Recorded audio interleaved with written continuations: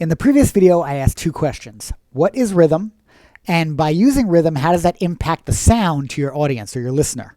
And what I want to do in this video is just read some of those answers, just to reflect back to you guys how unclear this topic is amongst musicians. Okay, so first off, I want to say thank you to all the musicians that answered these two questions from the previous video. It takes a lot of balls to put yourself out there on the internet. Let me also say that this is not about right versus wrong or judging or saying, this guy knows a lot, this guy doesn't. It's more about clarity. I want drummers to be clear on this stuff. So much so that I have my Drum Foundation Challenge, which is free on my app. All you have to do is download the Study the Drums app, and anyone with a free profile could take my Drum Foundation Challenge. It'll really kind of reflect on you what you know and what you don't know about drumming foundation. Now, when I ask these questions, I get two kinds of answers.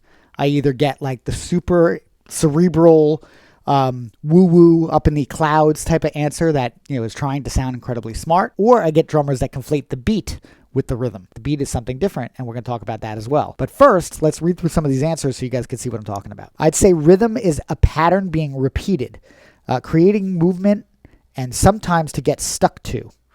By changing it, I think you change the sense of attachment, either speeding it up or slowing it down. Okay, now that's actually not a terrible answer, but it is cerebral. It is a little convoluted. My criteria for answering anything on drums is if I was to explain this to a 5-year-old, would they understand it? So if I read that answer about rhythm to a 5-year-old, they'd be completely lost. Not that it's incorrect, because there's definitely parts of that do fit the mold of what rhythm is. The next one says, I'd say rhythm gives defining points in the way a groove is felt, and changing the rhythm for the listener can drastically change the emotion felt. Okay, now this is a woo-woo answer. This is kind of talking about emotion and feel and things like that. Yes, but I could argue that anything in technique affects emotion and feel. Emotion and feel are the outcome.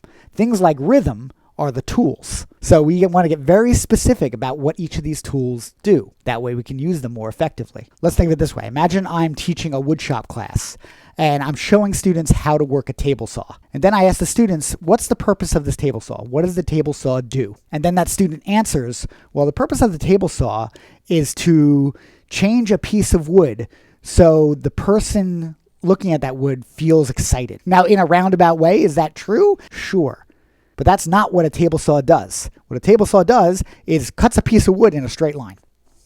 But again, when it comes to rhythm and how it affects the listener, I want to land that plane and not be so up in the clouds. I'd say rhythm is a way of splitting time into evenly spaced groups of a fixed size, i.e. a set of 3 time periods, or 4 or 5. The rhythm flows from the repetition of that grouping while making the duration of that group as fixed as possible. That's not wrong, but it's really convoluted. Having a convoluted answer that's not clear isn't super useful. Again, can I explain that to a 5-year-old and have them understand what the heck I'm talking about? Okay, and finally, rhythm is simply the space between two sound, and its effect, it's tension and release. Syncopation disrupts the expectation, causing tension. So yes, I would argue anything in music creates tension and release. And that's not even just in music. That's in TV, that's in movies, that's in any kind of entertainment, right? We want to create conflict and then resolve the conflict.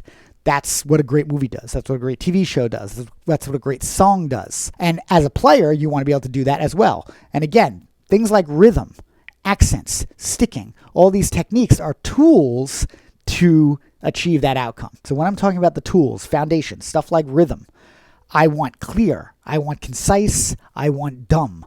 I want as little words as possible to explain what that means so a 5-year-old can understand it. Every drummer should know rhythm like they know their name, because that's what we do. We're a rhythmic instrument. So if you don't know the simplest definition in a clear and concise way, it makes studying or using rhythm that much more convoluted. But this video is already getting kind of long, so let's go ahead and do that in part 3. And if you don't want to wait for part 3, you could download my Study the Drums app right now and take my Drum Foundation Challenge.